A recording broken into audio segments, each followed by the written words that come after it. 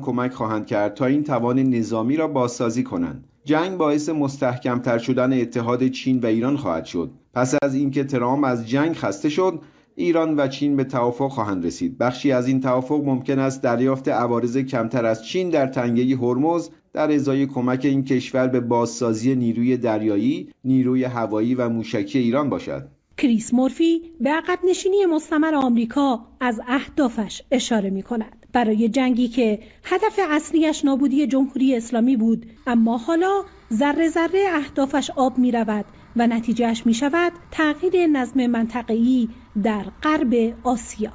ساناز کاهنی، خبرگزاری صدا و سیما.